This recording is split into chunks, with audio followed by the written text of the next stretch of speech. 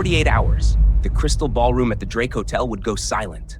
Not the polite silence of high society sipping champagne, but the heavy silence of collective shame. 300 of Chicago's wealthiest elites, frozen in tuxedos and evening gowns, staring at a 12-year-old boy in a stained hoodie, waiting for a punchline that never came. Richard Whitmore thought he was buying a court jester to entertain his wealthy friends. He didn't realize he was handing the microphone to his own executioner. But before the applause, before the tears, and before the scandal that would shred a legacy, there was just a cold sidewalk and a cruel bet. To understand the verdict, we have to go back to the scene of the crime. It was the kind of November afternoon in Chicago that hurt. The wind off the lake, the hawk, as the locals called it, didn't just blow. It bit. It cut through layers, finding every gap in clothing, like it was looking for skin. At the corner of Madison and LaSalle, Madison and LaSalle, right in the financial aorta of the city, 12-year-old Marcus Thompson sat on a damp piece of cardboard. His fingers were stiff, the skin around his knuckles cracked and dry from exposure. But his hands still moved across the yellowed keys of a battery-powered Casio keyboard with a fluidity that defied the freezing temperature. He was playing Silent Night, reharmonizing the chords into something jazzy, something melancholic, echoing off the steel skyscrapers. People rushed past, investment bankers in beige trench coats, tourists clutching shopping bags, most of them looking right through him. To them, he was urban furniture, a statistic, in an oversized coat that had seen too many winters. Marcus had been playing for 3 hours and had earned exactly $7.43. Enough for a meal at McDonald's if he skipped the drink. Then the revolving doors of the Whitmore Tower spun open, expelling a blast of warm, expensive air. Richard Whitmore stepped out like he owned the pavement. At 59, he was the face of Chicago real estate. Silver fox hair, a bespoke navy suit that cost more than most people's cars, and eyes that scanned the street with the warmth of a shark sensing movement. His executive assistant, Victoria Chen, trailed half a step behind, checking her phone. 2 private security contractors flanked them, their heads on swivels. "The car is 2 minutes out, sir," Victoria murmured. Richard didn't answer. He stopped dead. The faint, tinny sound of the Casio had pierced his focus. He frowned, not in appreciation, but with the irritation of a man who found a scratch on the fender of his Bentley. He turned, slowly, toward the corner. Marcus was lost in the bridge of the song, eyes closed, swaying to a rhythm only he could hear. He didn't see the shadow looming over him until the music stopped. Well, well. Richard's voice was a baritone rumble, cutting through the traffic noise. "What do we have here?" Marcus jumped. His hand slipped and hit a dissonant B flat. B flat. He looked up, squinting against the gray sky, and locked eyes with the man he'd seen on the cover of Forbes in the public library where he went to steal warmth. Richard Whitmore. I'm just playing music, sir," Marcus whispered, instinctively pulling his hands into his sleeves. Richard let out a laugh, with no humor in it. Dry, sharp, cruel. "Music? Is that what we're calling it?" He gestured vaguely at the battered keyboard. "I call it noise pollution. Panhandling with a soundtrack. Real music requires discipline, boy. Education, culture, things that are clearly outside your tax bracket." A few pedestrians slowed down. The energy on the street shifted. A phone went up. Someone was recording. Victoria sensed the PR disaster brewing. She touched Richard's elbow gently. "Sir, the merger call is at 4. We need to move." Richard shook her off. He was enjoying this. He took a step closer, invading the boy's space, towering over him. "Tell me, son, what's the going rate for a headache these days? $20? 30 on a good day?" "Sometimes," Marcus said, his voice trembling, but his chin lifting slightly. "It's enough." "Enough," Richard sneered. He reached into his interior jacket pocket and produced a sleek leather wallet. He slid out a crisp new $100 bill. He held it up, letting it snap in the wind, a beacon for everyone to see. "You want this? You want to see what real money looks like?" Marcus stared at the bill. He didn't want to, but his stomach twisted, violently. $100. That was a week of hot meals. It was new gloves. It was survival. He looked at the money, then up at Richard's cold, smiling eyes, and realized with a sinking heart. The man wasn't offering charity. He was baiting a trap. Here's the deal. Richard's voice projected across the intersection, theatrical and sharp, playing to an invisible balcony. Next Saturday, my annual charity gala at the Drake. 500 of Chicago's finest will be in attendance. Senators, CEOs, the people who actually run this city. He leaned in, the scent of expensive cologne and old money washing over Marcus. You show up. You play something that isn't this, street garbage, something with structure. And if you can impress even one person in that room, just one, I will adopt you myself. The silence that followed was absolute. Even the traffic seemed to hush. A real home, Richard continued, ticking the items off on manicured fingers. Private education, a trust fund, a life you can't even imagine. Victoria gasped, her professional mask slipping. Mr. Whitmore, you can't be. But Richard cut her off, his smile twisting into something predatory. When you fail, and let's be honest, son, you will fail because you don't speak our language. You never show your face near my building again. Ever. You take your noise pollution back to the South Side, where it belongs. Marcus stared at the $100 bill fluttering in Richard's hand. The crowd held its collective breath. He could feel their eyes on him, a mixture of pity, morbid curiosity, and the desperate hope that the underdog would bite back. Keep your money, Marcus said. His voice was quiet, but it didn't shake. I'll take the challenge. Richard laughed, a barking sound of genuine amusement. He tossed the bill into Marcus's open case anyway, like he was tipping a bellboy. Saturday, 8 p.m. Sharp. The doorman will have your name, assuming you even have a last name. Though I doubt you'll show up. You people rarely have the follow-through. Mr. Whitmore, the board, Victoria urged, practically pulling him toward the idling Ben Lee. 1 week, boy, Richard called over his shoulder as he slid into the leather back seat. Come prepared to embarrass yourself. Or don't come at all. The heavy door slammed shut, sealing the billionaire inside, his silent, climate-controlled world. As the Ben Lee peeled away into the gloom of the financial district, Marcus sat frozen on his cardboard island. The spectators slowly dispersed, the show over. Some shook their heads in disgust. Others avoided his gaze, guilty for having watched the mauling. An elderly woman in a worn wool coat stopped, pressing a crumpled $5 bill into his cold hand.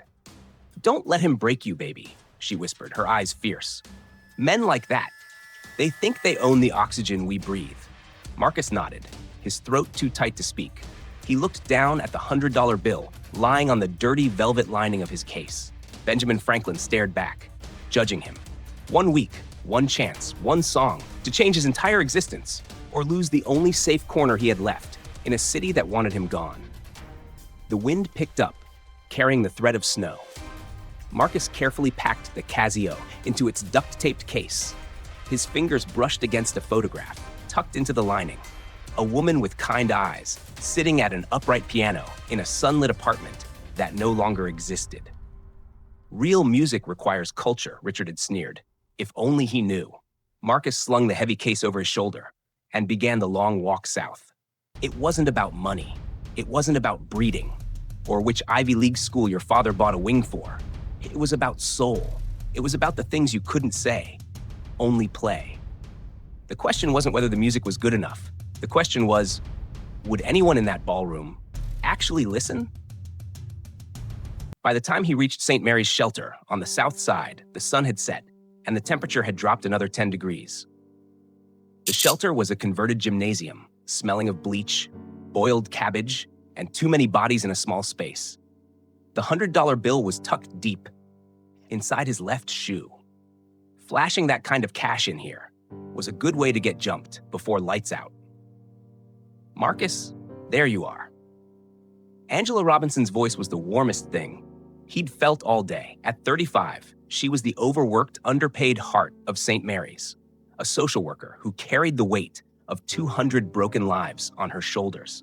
She'd been looking out for Marcus since he first walked in 2 years ago, a shell-shocked 10-year-old, clutching a keyboard like it was an oxygen tank. Hey, Miss Angela. Marcus tried to smile, but his face felt stiff. Angela frowned, stepping around a pile of donated coats. She knew his tells. What's wrong? You look like you've seen a ghost. Or the cops. She guided him away from the chaos of the intake line to a quiet corner near the vending machines. Marcus set the case down gently and told her everything: the humiliation, the crowd, the bet. As he spoke, Angela's expression darkened. Richard Whitmore. She spat the name like it was poison. His foundation cuts us a check once a year for the tax write-off. He likes the gala photos, shaking hands with the poor. But actually caring? That man doesn't have the hardware for it. But what if he's serious? Marcus asked, his voice barely a whisper. What if this is my ticket out, Miss Angela? Angela sighed, taking his freezing hands in hers. Baby, I know you want out. I want you out. But men like Whitmore don't make offers like this to help. They do it for sport. You're just the halftime show. Then I'll surprise him, Marcus said, a sudden steel entering his voice. I'll play something that makes him choke on his champagne. Carl, the shelter's night security guard, leaned against the wall nearby. He was a mountain of a man who rarely spoke.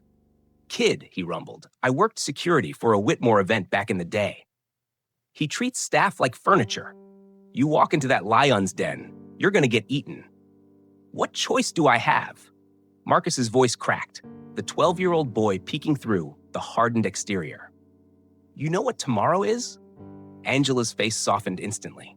The fight left her eyes. She knew, November 15th. 2 years to the day since Marcus's mother died. 2 years since the music stopped. She was a teacher at Lincoln Elementary, Marcus said, his gaze drifting to the scuffed linoleum floor. Piano, voice, violin. She said music was in our blood, said my great-grandfather played jazz at the Cotton Club before the war. Did you know that? You never told me, Angela whispered. Mama didn't like looking back, Marcus said we had to keep moving forward. But she made sure I knew the language. She made sure I could read it, write it, feel it. He rested his hand on the black plastic case. This was hers. It's all I have left of her. Just then, a small figure appeared at Marcus's elbow. It was Diamond, a 10-year-old girl with bright, intelligent eyes and a braid that was coming undone. She held up a tattered notebook. Marcus? She asked, timidly. Can you help me with the math? The numbers are moving around again. Marcus looked at her, then at Angela, then at the keyboard case. The weight of the challenge was crushing him. But the reality of the shelter, the need, the hopelessness, the children growing up in the system was heavier. He realized then, if he walked into that ballroom, he wouldn't just be playing for himself. Yeah, Dee, he said, forcing a smile. I can help. But as he reached for her notebook, a sudden commotion erupted near the front entrance. The heavy metal doors banged open, letting in a swirl of snow and shouting. We need a medic, now! Someone screamed. Angela bolted toward the door. Marcus stood up, his heart hammering against his ribs. Through the parting crowd, he saw two men dragging a limp figure in from the cold. The man's face was blue, his clothes soaked. It was Old Man Henry, the guy who slept 2 blocks down from Marcus's spot on Lusail, the guy who always watched Marcus's back while he played. And as they laid him on the floor, Marcus saw it. Henry wasn't just cold. His coat was slashed open, and blood was pooling rapidly on the linoleum. The shelter doors swung shut, cutting off the wail of the ambulance siren. Old Man Henry was gone, leaving only a streak of blood on the tile and a sudden, terrified silence among the residents. Death was a familiar guest at St. Mary's, but it usually came quietly in the night, not screaming on a Tuesday evening. Marcus stood frozen, staring at the spot where Henry had been lying. The old man had always told him to watch his 6. He hadn't watched his own. Marcus? Diamond tugged at his sleeve, pulling him back from the edge. Are you gonna play for the rich people? Like the man said? Marcus blinked, the room coming back into focus. Maybe, he murmured, his voice thick. Play the train song, she whispered, her eyes wide and pleading. The one you wrote. It makes me feel safe. Angela, who had just returned from the ambulance, stopped in her tracks. She wiped her hands on her jeans, a nervous tic she had when things got too real. You wrote a song, Marcus. He shrugged, embarrassed by the sudden attention. A few. Mama taught me composition. She said anyone can play the notes on the page, but writing your own, that's how you talk to God, without opening your mouth. If you're serious about this, Angela said, her voice dropping into something conspiratorial. "You need to understand the battlefield. A charity gala at the Drake isn't a street corner, honey. These people want MOE's art. They want Bach. They want safe, sanitized culture." "I know classical," Marcus said, and for a second, he sounded decades older than 12. "Mama made sure of that. But that's not what I need to say to them." Carl, still shaken from what happened to Henry, let out a short, incredulous laugh. "Kid's got guts. I'll give him that. You really think you can make a shark like Richard Whitmore listen to something you wrote? You're walking into a firing squad with a water pistol." "I have to try," Marcus said, his grip tightening on the strap of his keyboard case. "What's the worst that can happen? I'm already sleeping on a cot. I'm already eating donation soup." He said I can never play near his building again? Fine, Chicago's a big city. But even as he said it, he knew it was a lie. That corner wasn't just concrete, it was his stage. It was the only place where he felt visible. "If you get adopted," Diamond, her voice trembling, "will you still come see us?" "I'm not going anywhere," Marcus promised. But the words tasted like ash. Wasn't that exactly what he wanted? To escape, to leave the smell of bleach and boiled cabbage behind forever. The overhead floor ESS ants flickered, the 5-minute warning for lights out. The cavernous room began to shuffle and settle, 70 people fighting for space in a room built for 50. Marcus turned, heading toward the youth section, a partitioned corner that offered the illusion of safety. But Angela called him back. "Marcus, wait." She walked over to her desk, unlocked the bottom drawer, and pulled out a Mutt Nyla folder, thick with paperwork. Her hands were shaking, slightly. "If you're really doing this," she said, sliding the folder across the desk, "you need the whole picture. I've been trying to track down your father." The air left the room. Marcus stared at her. "What?" "Your mother listed a name on your birth certificate. James Wilson. I've been digging for 2 years, hitting dead ends. But I think I found him." She opened the folder. Inside was a printout of a business license and a grainy photo of a storefront, Wilson's Music, and more. "He owns a shop on the north side," Angela said, softly. "I don't know for certain it's him, Marcus. But the timeline fits. The name fits. If it is, maybe you should talk to him before you pin your hopes on a sociopath like Whitmore." Marcus took the folder. The paper felt heavy, like it was made of lead. A father, alive, in Chicago. Why didn't she tell me? "I don't know, baby," Angela said, reaching out to squeeze his shoulder. "Adults make complicated choices to protect the people they love. But promise me something. Whatever happens Saturday, don't let Whitmore break you. Your music is a gift. Don't let him turn it into a weapon." That night, Marcus lay awake on his cot. The sounds of the shelter, coughing, weeping, the restless shifting of bodies, filling the dark. The folder burned under his pillow. He had a father he'd never known, and a challenge that felt less like an opportunity and more like a trap. Thursday morning broke, gray and wet. Wilson's Music and More was wedged between a dry cleaner and a Dominican takeout spot on North Halstead. The windows were dusty, cluttered with saxophones and trumpets gleaming in the dim light. Marcus stood outside for 20 minutes, the folder clutched in his sweating hands, the cold seeping into his boots. Through the glass, he saw him, the man from the photo, older now, hair completely gray, wearing a cardigan over a faded jazz festival t-shirt. He was restringing a guitar, movements slow, deliberate, practiced. Marcus's heart hammered against his ribs like a trapped bird. Was this the man who abandoned him? Or the man who didn't know he existed? The bell above the door chimed, a cheerful sound that felt out of place as Marcus stepped inside. The shop smelled of wood polish, old paper, and dust. "Help you, young man?" James Wilson didn't look up immediately. He tightened a tuning peg, plucked the E string, and listened. E string. Then he raised his eyes. Kind eyes, tired eyes, eyes that had seen too much, but hadn't turned hard. Marcus's voice failed him. He cleared his throat, his hand drifting instinctively to the folder in his jacket pocket. "I'm looking for a specific piece of sheet music." James smiled, leaning back on his stool. "Well, you came to the right place. We got everything from Coltrane to Kendrick. What are you looking for?" Marcus took a breath. This was it, the moment of truth. I'm looking for a song, Marcus said, staring straight into the man's eyes, about a father who left his son. James froze. The casual warmth evaporated, replaced by a flicker of something guarded, maybe even afraid. He looked at Marcus, really looked at him, for the first time. That's a specific request, James said slowly.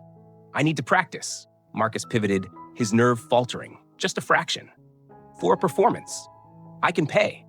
He dug into his pocket and pulled out the crumpled $100 bill, smoothing it onto the glass counter. James's eyebrows shot up. That's a lot of cash for a kid your age to be walking around with. You in some kind of trouble, son? No, sir. I earned it. Well, kind of. The story spilled out before Marcus could stop it. Richard Whitmore, the public humiliation, the impossible wager, the gala at the Drake. As he spoke, he watched James's face like a hawk, searching for a mirror. Did he have his nose? His chin? The way he tilted his head to the left when he listened? Whitmore, James murmured, setting the guitar down on its stand. The name seemed to leave a bad taste in his mouth. That shark came in here 5 years ago. Wanted to buy my entire vintage collection for his executive suite. Like they were taxidermy deer heads instead of instruments with souls. I told him no. A small, grim smile played on his lips. Then he tried to buy the building to force me out. Lucky for me, the landlord's an old friend from the circuit. He told Whitmore exactly where he could shove his offer. Despite the tension coiling in his stomach, Marcus smiled.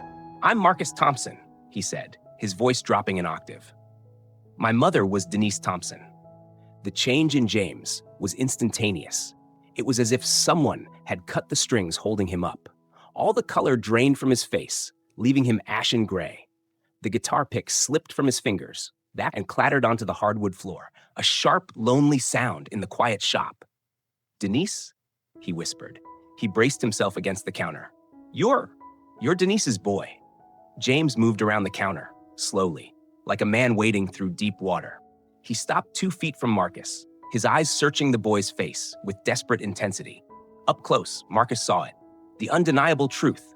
They had the same eyes, the same long, tapering fingers, built for spanning octaves. I knew her, James said, his voice cracking. Lord help me, I knew her. And you, Marcus swallowed the lump in his throat. You're my father.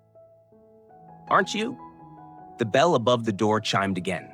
A teenage girl and her mother walked in, chattering about violin rentals. James flinched. He wiped his eyes with the back of his hand. Give me a minute, he told them, his voice rough. Then he turned to Marcus. Come to the back. We need to talk. The back room was a cluttered workshop, smelling of rosin and sawdust. Instruments in various states of dissection lay on workbenches. James sat heavily on a stool and gestured for Marcus to take the chair opposite him. I met your mother at the Green Mill in '99, James began, staring at his hands. She was on keys. I swear, I'd never heard phrasing like that. We were together 2 years. Good years. Then what? Marcus asked. He needed the wound opened. Then I panicked, James admitted, the shame heavy in the air between them. I wasn't ready to be a father. I was drinking too much, chasing gigs that didn't pay, running with the wrong crowd. Your mother, she was going places. She had a teaching job lined up, a future. I was just a sideman with more dreams than sense. When she told me she was pregnant, I ran. Marcus felt something hard and cold form in his chest. You just left? Worst mistake of my life, James said. He looked old then, defeated. I got clean a year later. Went back to find her, but she'd moved. Changed her number. I hired a PI to look for you both. But Denise, she didn't want to be found. I've been searching for 12 years. He pulled a worn leather wallet from his back pocket and flipped it open. Inside, behind the plastic window, was a photo. His mother, young, radiant, sitting at a piano. She died, Marcus said, flat, 2 years ago. Cancer. James's shoulders shook. He didn't look up. I know, he whispered. I found the obituary 6 months ago. By then, you disappeared into the system. I've been calling shelters foster agencies. Nobody would tell me anything.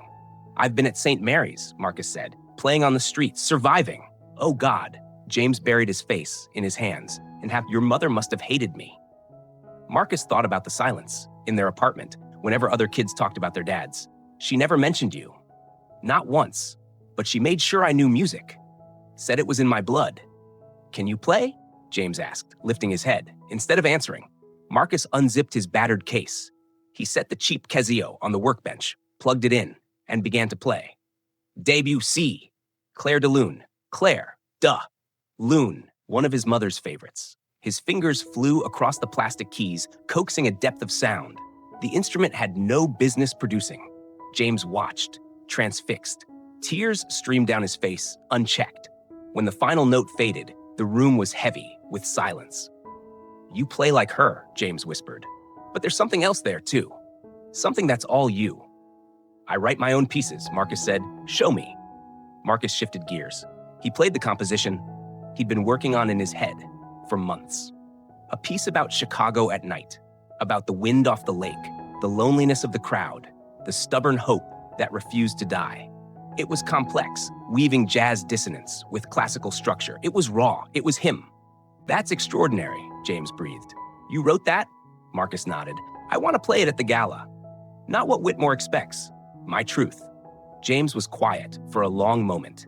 Then he stood and walked to the corner of the workshop. He pulled a dust sheet off a massive gleaming shape. "That," James said, pointing to the instrument, "is a Steinway Model B. 7 feet of perfection. I've been restoring it for 3 years. It's got a soul as deep as the ocean." He turned to Marcus. "If you're going to walk into the Drake and shut Richard Whitmore's mouth, you can't practice on a KZO. You need a weapon." "I can't afford," Marcus started. "You're my son." James cut him off, his voice fierce. "You don't pay here." Marcus stepped toward the piano. He reached out, his finger hovering over a key. But before he could touch it, the front doorbell chimed again, aggressively. James frowned. "I put the sign to closed." He walked to the curtain, separating the workshop from the store. "Sorry, we're closed for the..." He stopped. Mr. Wilson, a smooth, corporate voice drifted into the back room. "We need to have a little chat about your lease. And about the boy." Marcus froze. He knew that voice. It was Victoria Chen. "We're closed," James called out, his voice sharp with annoyance. He turned back to Marcus, his eyes fierce. "You're my son. You never pay for anything in this store. Ever." The words hung in the air, heavy and absolute, vibrating like a struck chord. "Mr. Wilson?" The voice from the front persisted. It wasn't Victoria Chen. It was just a confused customer, holding a broken violin bow. "Damn," James muttered, running a hand over his face. He looked at Marcus, desperate to keep the connection alive. "Look, I have to deal with this. Can you come back tonight? After I close? We'll work on your piece. We'll make sure it's bulletproof." He hesitated, then added, "And Marcus, after this gala, whatever happens, we need to talk about your future. You shouldn't be on the streets. You have family now." "Family?" The word felt foreign in Marcus's mouth, like a language he hadn't spoken since he was 10. "Why should I trust you? You left once." "Because I've spent 12 years regretting it," James said. "Simple. Because your mother never let me make it right. And maybe she had good reason. But you're here now, and I'm here. And maybe that's God giving me a second chance I definitely don't deserve." That evening, the neon sign in the window flickered off, but the lights in the back workshop burned bright. For 5 hours, the world outside ceased to exist. It was just Marcus, James, and the 7-foot Steinway. James didn't just teach him notes, he taught him warfare. He showed Marcus how to use silence as a weapon, how to pull emotion from the keys until the air in the room felt thick enough to choke on. Around 11 p.m., the back door creaked open. Mike, an off-duty cop who worked the neighborhood beat, leaned against the doorframe, nursing a coffee. He listened for 10 minutes without saying a word, watching Marcus attack a particularly brutal crescendo. "Kid's got it," Mike finally said, shaking his head. "Whatever it is, he's got it in spades." "He's playing for Richard Whitmore's charity gala," James said, not looking up from the sheet music he was annotating. Mike whistled low. "Whitmore. That racist bastard. Good luck, kid. That man wouldn't recognize real talent if it bit him on the ass." "Maybe," Marcus said, his fingers never stopping their restless practice on the ivory keys. "Or maybe he just hasn't heard the right song yet." As the night wore on, the lesson shifted from technique to psychology.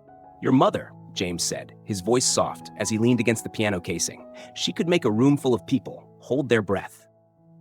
She didn't ask for attention. She commanded it. You have that same power, Marcus. Don't let anyone, least of all a suit like Whitmore, tell you different.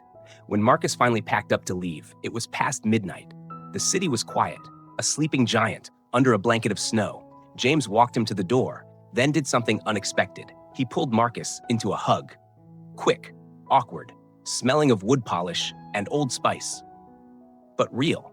Saturday, James said, gripping Marcus's shoulders. I'll be there, in the audience.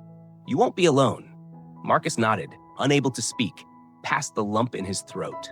As he walked back to the shelter, the bitter wind didn't feel quite so cold. His keyboard case felt lighter. He had a father, a complicated, flawed, guilt-ridden father. But a father, nonetheless, and in 48 hours, he was going to show Richard Whitmore and his 500 wealthy friends what truth sounded like. The question was, were their hearts too closed to hear it? Or would the walls of the Drake Hotel finally come tumbling down? Richard Whitmore's corner office occupied the entire 40th floor of the Whitmore Tower. Floor-to-ceiling windows offering a panoramic view of Chicago that made visitors feel like gods looking down on the ants below. Friday morning, the day before the gala, Richard stood at the glass, his reflection impeccable, severe, superimposed over the city he'd helped build, and according to some, helped destroy. The quarterly reports, Mr. Whitmore. That's how Victoria Chen said, placing a thick folder on his massive mahogany desk. Her movements were precise. Careful. She'd worked for Richard for 5 years. She'd seen him ruin careers with a single phone call. But something about this week felt different, meaner. Not now, Victoria, Richard said, without turning around. Send them in. We need to discuss tomorrow's entertainment. Within minutes, 4 board members filed into the room, the air instantly thickening with tension. There was Harrison Pierce, a skeletal man who'd made a fortune, price gouging insulin. Sandra Kellerman, whose family owned half the commercial real estate in Illinois. Jennifer Walsh, 35, and ruthless, currently being groomed as Richard's successor. And then there was Marcus Blackwood, the only black member of the board, a federal judge who had fought his way up from the South Side with bloody knuckles and a brilliant legal mind. Gentlemen, lady, Richard began, pouring himself a scotch, despite it being barely 10 a.m. Tomorrow's gala will be memorable for more reasons than just our generous tax deductions. About that, Judge Blackwood said, his voice deep and measured. I heard a disturbing story, Richard. Something about you making a proposition to a homeless child on the street? Offering him a life-changing reward for a performance? Offering opportunity, Richard corrected, smooth, swirling the amber liquid in his glass. The boy claims to be a musician. I'm simply giving him a platform. When he fails, and let's be clear, he will fail, perhaps it will motivate him to pursue more realistic ambitions. A trade, perhaps, or janitorial services. You mean you're setting him up for humiliation? Judge Blackwood said, flat. The temperature in the room dropped 10 degrees. Sandra Kellerman let out a sharp, tittering laugh. Oh, come on, Marcus. Don't be so dramatic. It's just a little fun. Richard says the boy plays a Casio on the sidewalk. It'll be quaint. It's cruel, Judge Blackwood countered, locking eyes with Richard. And it's beneath you, Richard smiled. And it was the smile of a predator who had just spotted a limp. Nothing is beneath me, Marcus. That's why my name is on the building. And yours is just on a plaque in the lobby. He took a sip of his drink, savoring the burn. Besides, Richard added, turning back to the window, I have a feeling this little experiment is going to reveal more than just the boy's lack of talent. I have a feeling it's going to teach everyone in that room a very valuable lesson about knowing their place. He didn't notice the look Victoria exchanged with Judge Blackwood, a look that said he has no idea what's coming. Sandra Kellerman's laughter was a brittle, tinkling sound that grated on the nerves like fingernails on a chalkboard. Oh, Marcus, don't be so dramatic, she said, waving a diamond-encrusted hand. It's character building. Besides, imagine the press. Billionaire Titan gives homeless Prodigy the chance of a lifetime. We'll spin it positively, regardless of the outcome. It's a win-win. I've invited Channel 7 and the Tribune, Richard confirmed, leaning back in his leather chair. They'll want to document my generosity for the Sunday edition. Victoria couldn't stay silent, the knot in her stomach tightening. Sir, what if he's actually good? The room went dead quiet. Even the hum of the HVA system seemed to vanish. Richard turned his chair, slowly, to face his assistant. His expression was one of profound, pitying disappointment. Good? A street child, Victoria? I've heard him play. It's noise, untrained, undisciplined noise. The kind of thing bleeding hearts mistake for talent because they feel guilty about their latte costing $5. Still, Harrison Pierce interjected, nervously adjusting his wire-rimmed glasses. Shouldn't we have a contingency? If by some miracle, there will be no miracle. Cost effect. Richard cut him off, his voice like a gavel strike. I've seen his type 1,000 times. They learn 3 chords, play by ear, and think that makes them musicians. Real music, classical music, requires breeding. It requires education. It requires culture, accumulated over generations. You can't just pick that up on a sidewalk. Jennifer Walsh looked up from her phone, her thumb hovering over the screen. There's already buzz online. Someone posted a video of your interaction with the boy. The comments are mixed. Twitter is calling you a villain out of a Dickens novel. Let them comment, Richard shrugged, unbothered. After tomorrow, they'll see I was right. The boy will be exposed as a pretender.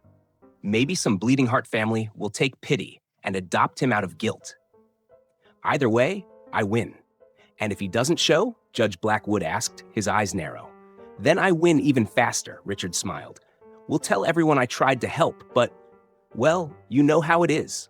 Those people can't even follow through on opportunities handed to them on a silver platter. Those people, Judge Blackwood's voice was dangerously quiet. Richard didn't even blink. The poor, Marcus. I meant the poor. Don't make everything about race. It's tedious. The heavy oak doors opened, and 2 lawyers from the firm's retainer team entered. They looked anxious.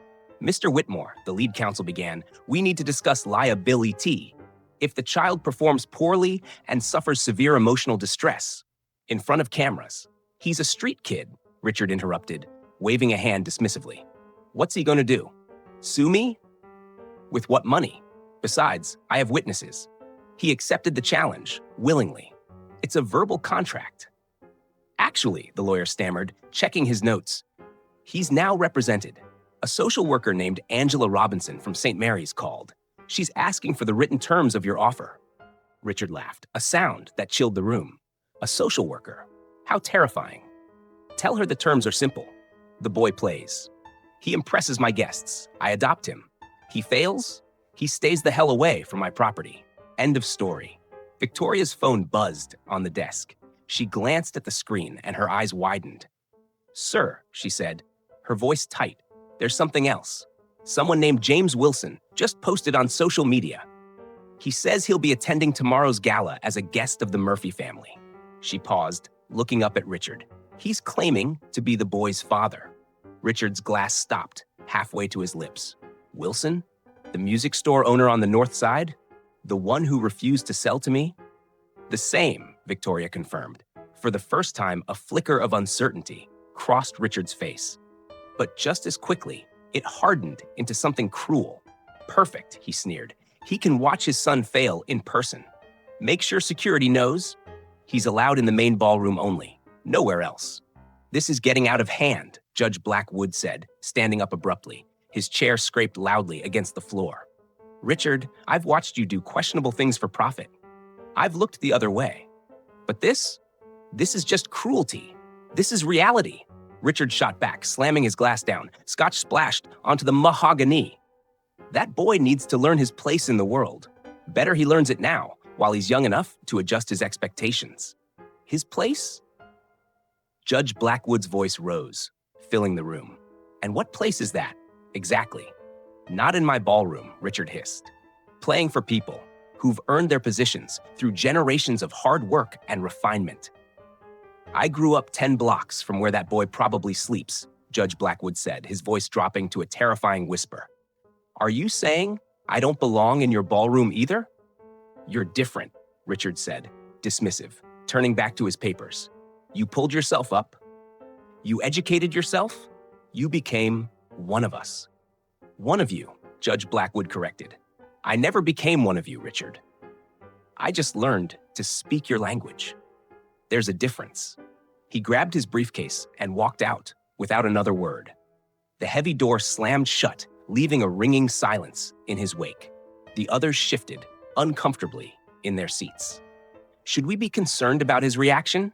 Jennifer asked, breaking the tension. Marcus Blackwood knows which side his bread is buttered on. Richard said, confident, regaining his composure. He'll be there tomorrow, smiling for the cameras like always. They all will, because at the end of the day, money talks louder than conscience. Sandra stood up, smoothing her designer dress. Well, I for one am looking forward to tomorrow. It's been ages since we've had any real drama at these things. Usually, it's just the same boring speeches about tax-deductible generosity. Harrison, Richard ordered, pointing a finger. Make sure the piano is perfectly tuned. I want no excuses when the boy fails. Jennifer, coordinate with the media. I want this framed correctly. Benevolent businessman gives unfortunate child a chance. And if the narrative shifts? Jennifer asked. It won't, Richard said, cold. I control the narrative. I always have.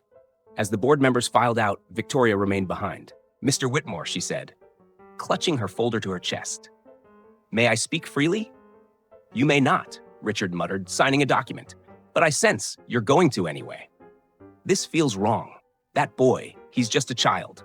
Whatever point you're trying to make, the point, Victoria, Richard said, looking up with eyes devoid of warmth, is that society has forgotten the natural order. Excellence isn't an accident. It's a lineage.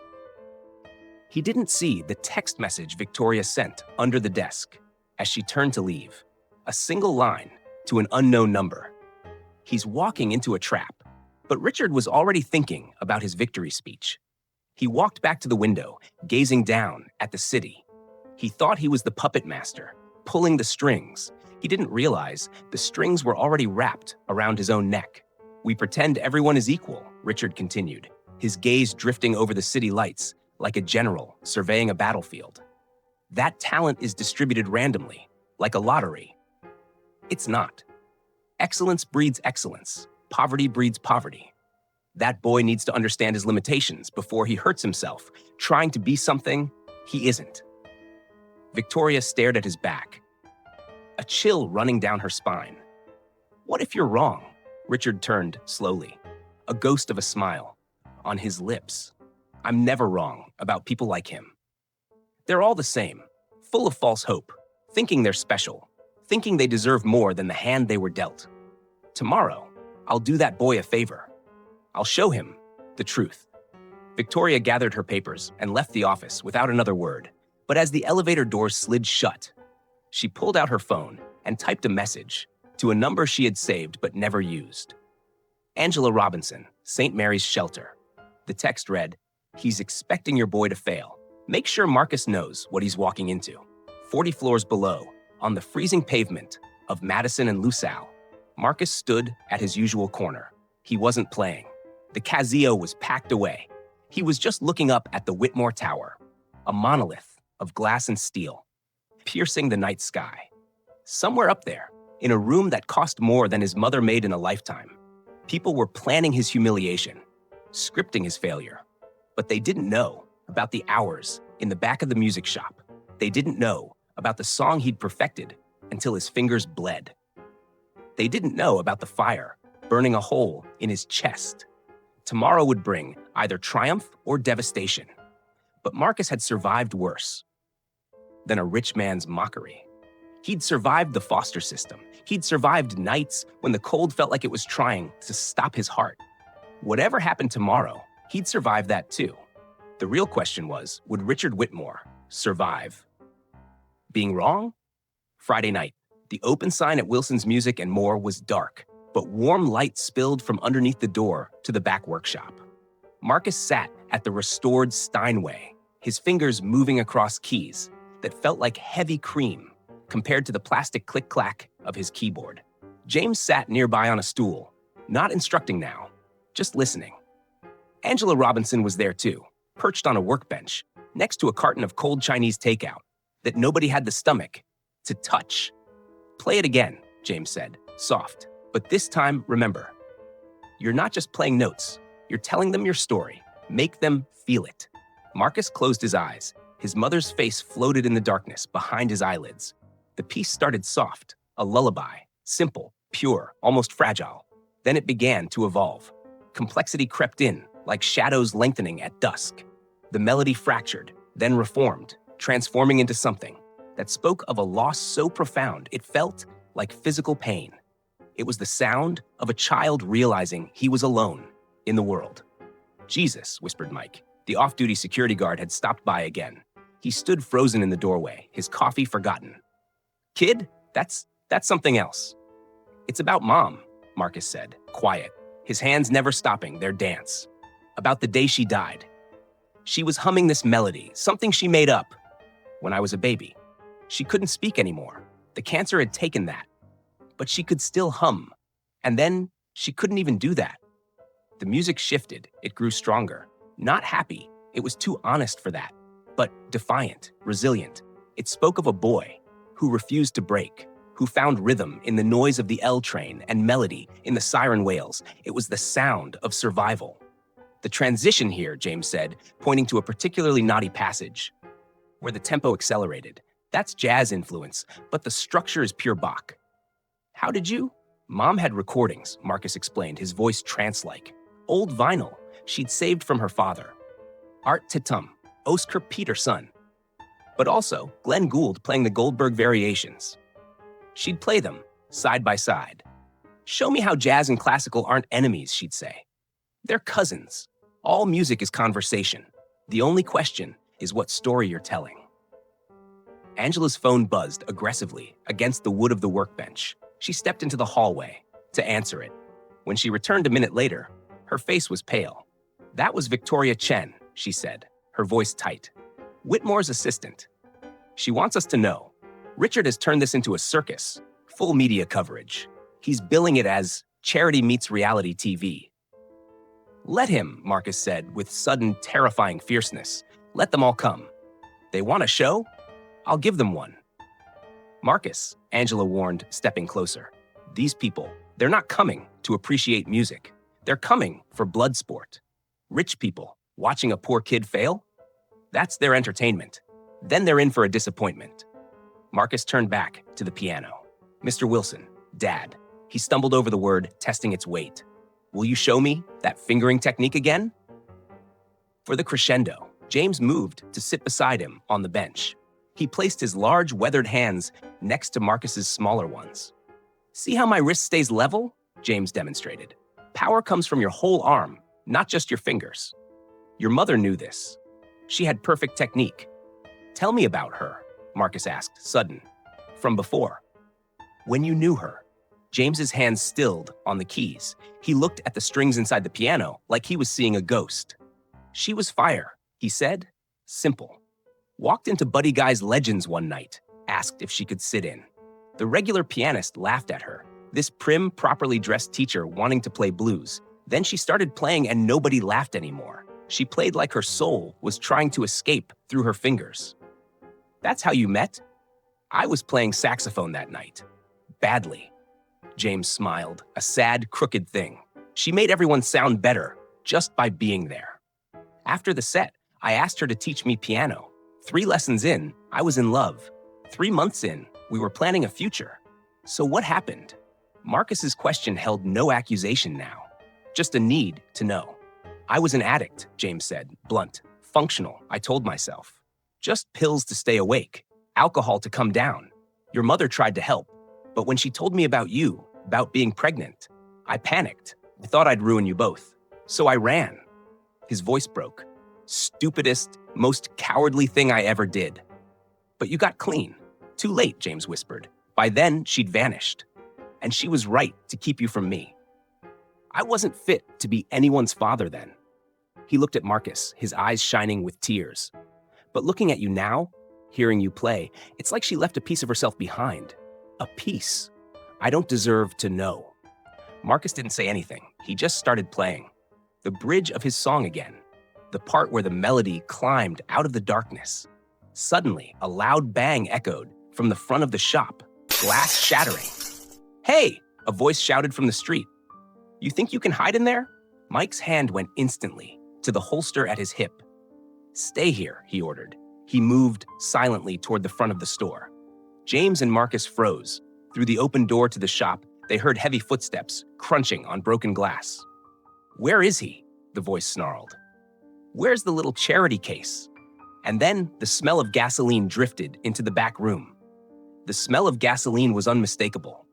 Mike, the off-duty cop, had his hand on his service weapon, ready to breach the front of the store. But before he could move, the front door chimed again, not with force, but with hesitation. Everyone froze. The intruder wasn't smashing through the glass. He was standing there, looking confused by the tension in the room. It was Judge Blackwood. Angela peered out from the back, her hand flying to her mouth. "It's Marcus Blackwood," she whispered, "from Whitmore's board." Mike lowered his hand, but didn't relax his stance. The distinguished judge stepped carefully over the shards of glass on the floor. He looked out of place in his tailored suit amidst dusty instruments and the lingering scent of danger. "I apologize for the intrusion," Blackwood said, his voice deep and weary. "And the entrance. I saw the broken window. Is everyone all right?" "We're fine," James said, stepping forward protectively in front of Marcus. "What do you want?" Blackwood ignored the hostility. His eyes found Marcus, huddled by the Steinway.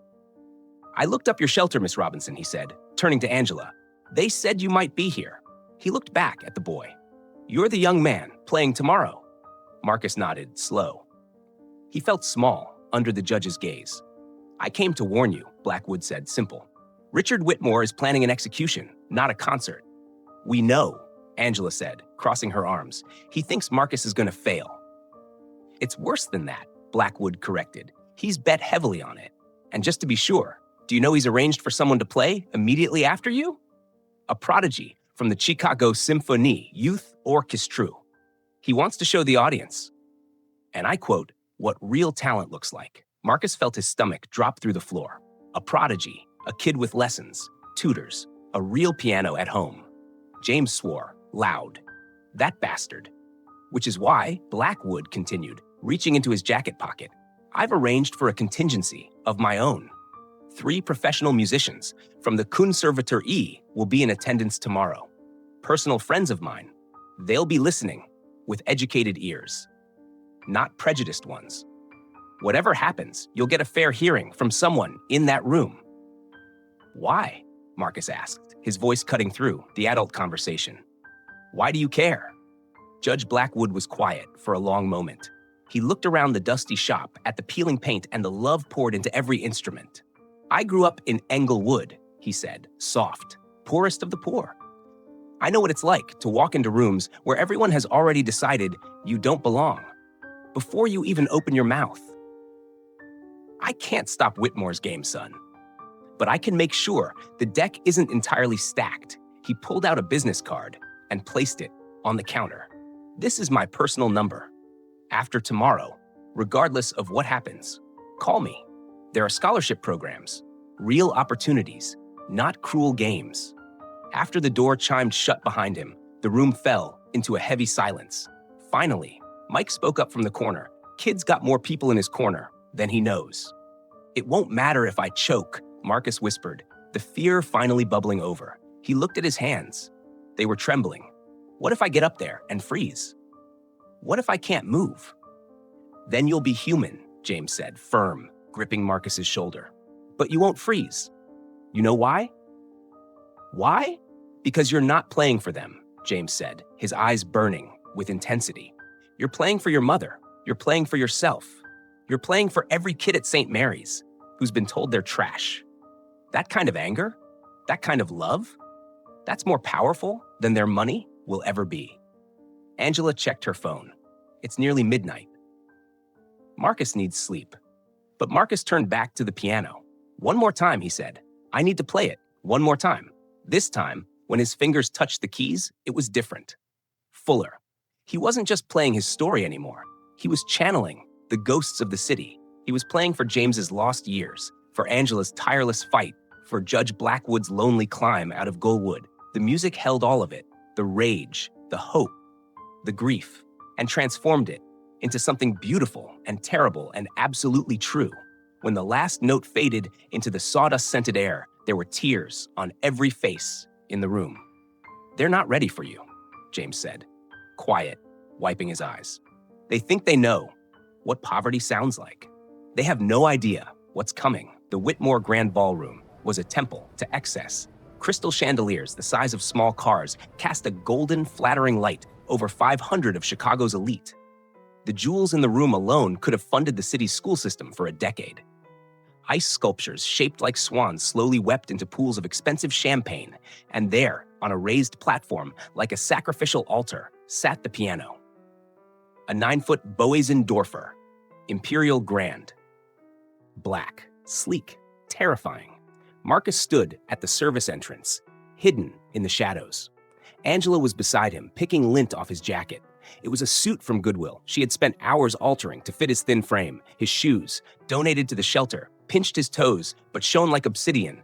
After Mike spent an hour polishing them, his hands shook. Not a little, a lot.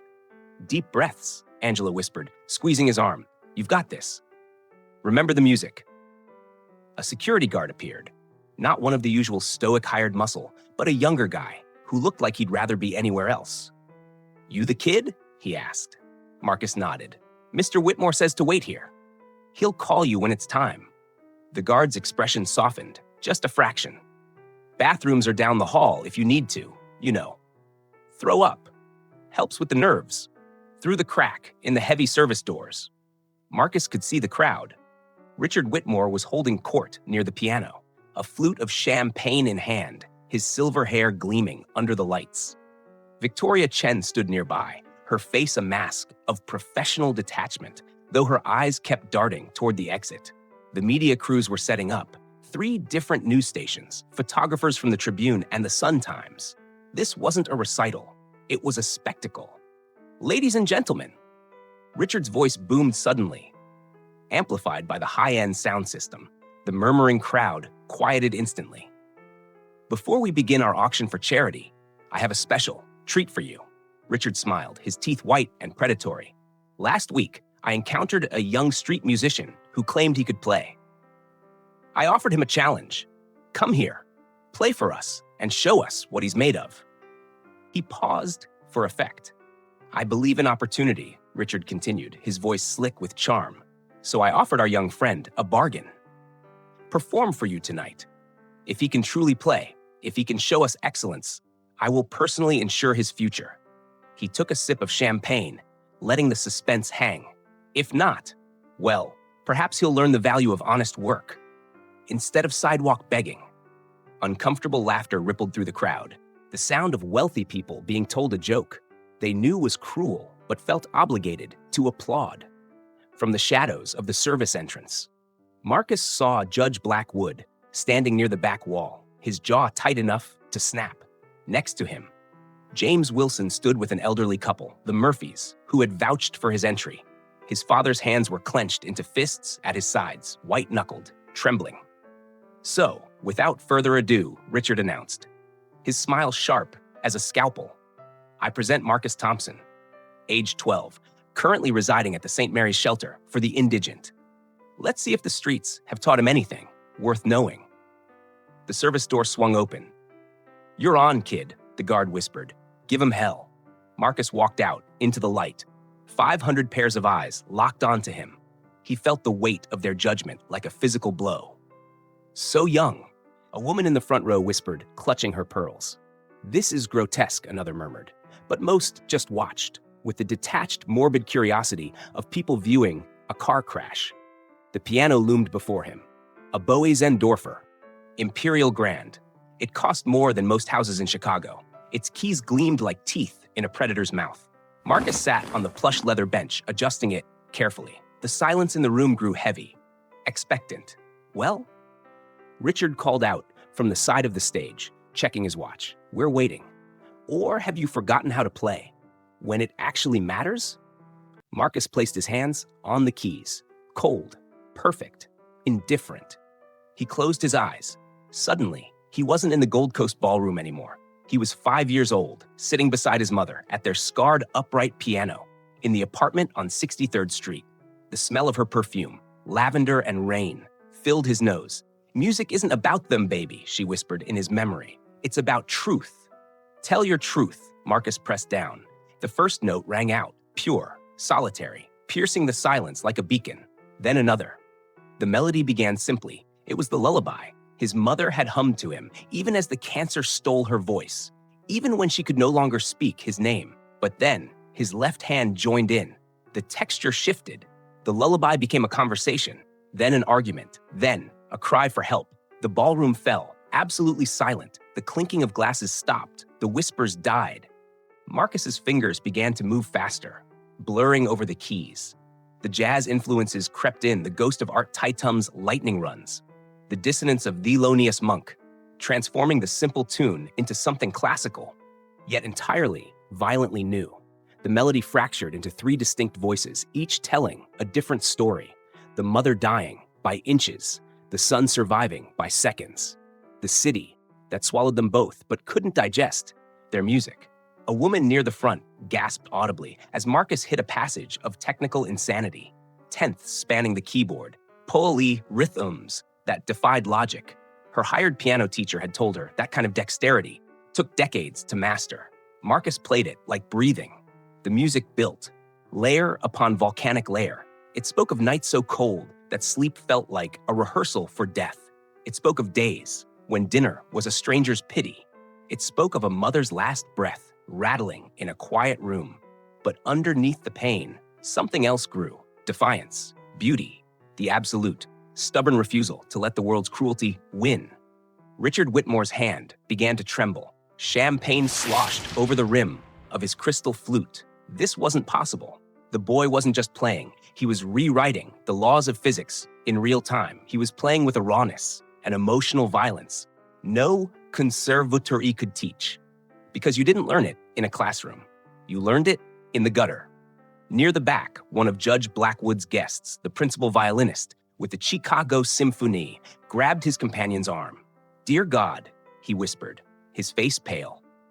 "Do you hear the counterpoint in the development section? That's not just playing. That's composition at a master level."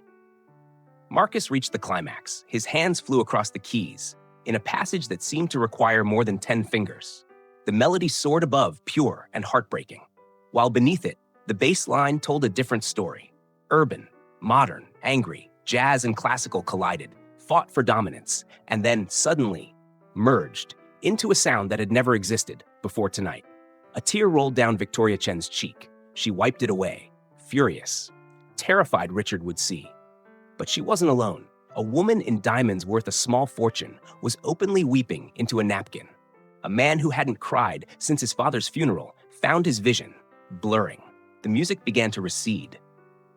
But it wasn't a peaceful fade out. It was exhaustion, the kind that comes after fighting for your life and winning, only to realize you have to wake up and fight again tomorrow. The last notes were questions, not answers. What happens to boys like Marcus? What happens to talent born in the wrong ZIP code?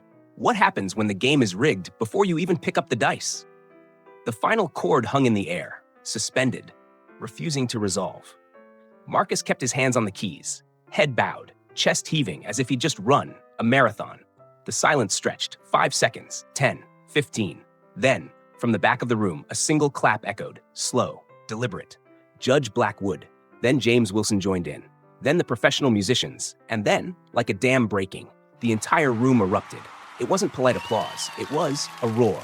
But Marcus wasn't done. He raised his head, his young face streaked with tears. He hadn't realized he'd shed. He didn't look at the crowd. He looked directly at Richard Whitmore. "That was for my mother," he said, his voice carrying clearly in the ringing silence that followed the applause. "She died 2 years ago, but she made sure I could speak her language." He stood up, locking eyes with the billionaire. "Music isn't about money, Mr. Whitmore, and it isn't about breeding. It's about truth. And the truth is, you're scared of kids like me because we prove your whole worldview is a lie." The ballroom remained frozen. Richard opened his mouth to respond, but no sound came out. Then, before anyone could react, Marcus turned back to the piano. He sat down again. "I'm not finished," he said, quiet. "There's one more thing you need to hear." he placed his hands on the keys, but this time he didn't play a melody. He played a discord, a jarring, ugly, violent slam of keys that made half the room jump. "I'm not finished," he said, quiet. "There's one more thing you need to hear." He placed his hands on the keys, but this time he didn't play a melody. He played a discord, a jarring, ugly, violent slam of keys that made half the room jump and the crystal chandeliers tremble. "This," Marcus said into the microphone, his voice cutting through the ringing silence, "is what it sounded like when you threw my mother out of your building 10 years ago." Then he placed his hands back on the keys. This time, he didn't close his eyes. "This," he said into the microphone, again, his voice steady, "is what it sounded like when you threw my mother out of your building 10 years ago." Then he placed his hands back on the keys. This time, he didn't close his eyes. He stared straight ahead, his gaze fixed on nothing and everything, as his fingers began a different piece, not composed, improvised. It started with a motif from the pavement, the jagged, syncopated rhythm of the L train rattling overhead, click-clack, the cadence of footsteps on broken sidewalks. His left hand created a bass line that sounded like the city's heartbeat, irregular, rhythmic, but insistent. Is he improvising? Someone whispered in the front row. The principal violinist from the Chicago Symphony leaned forward so far he nearly tipped his chair. "He's not just improvising," he murmured to his companion. "He's creating a spontaneous sonata." The structural complexity. This shouldn't be possible.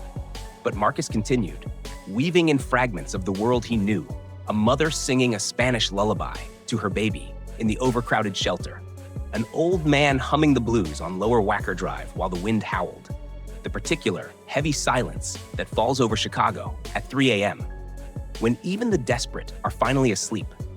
His right hand found melodies in those broken shards and transformed them into something that sounded like the city itself was singing. James Wilson stood transfixed near the back wall. He recognized elements of the jazz theory he'd spent years studying.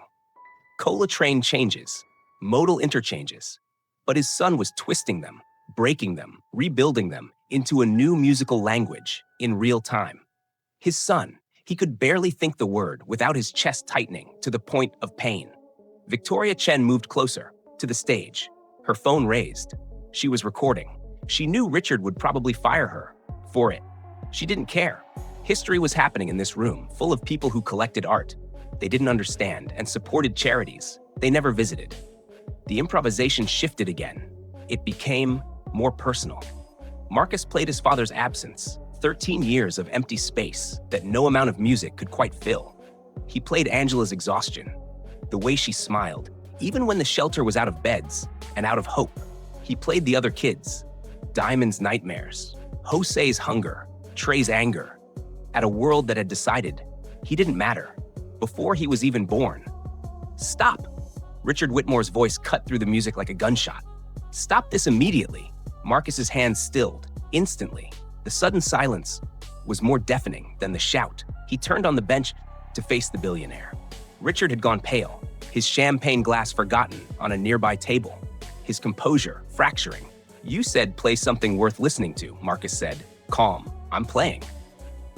"Are you listening? This isn't what we agreed to," Richard snapped, stepping onto the platform.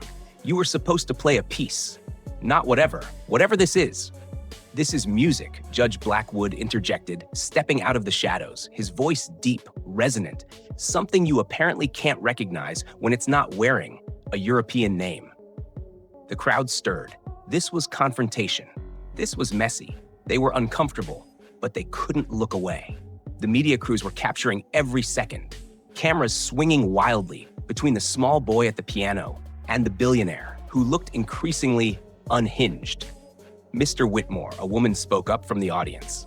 It was Dr. Sarah Chen. No relation to Victoria, but one of the most respected music theorists in the country. She stood up, her face flushed with excitement.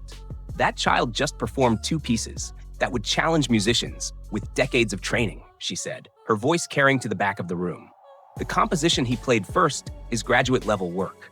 The improvisation he just demonstrated shows a theoretical understanding that most PhD candidates don't possess. That's impossible." Richard sputtered, his face turning a mottled red. He's a street child. He has no training, no education. I had training, Marcus interrupted, standing up. My mother was a music teacher. She started teaching me when I was 3. She had a master's degree from Northwestern. But you wouldn't know that, would you? He took a step toward Richard. You just saw a black kid with a keyboard and made assumptions. The doors at the back of the room burst open. Angela Robinson strode in, flanked by 2 security guards who looked like they'd been ordered to stand down by a higher power. Likely, Judge Blackwood. She walked straight to the stage and placed a protective hand on Marcus's shoulder. "Mr. Whitmore," she said, clear, her voice carrying the authority of someone who fought battles harder than this every day before breakfast. Marcus has been homeless for 2 years, yes. But homelessness doesn't erase talent. Poverty doesn't diminish genius.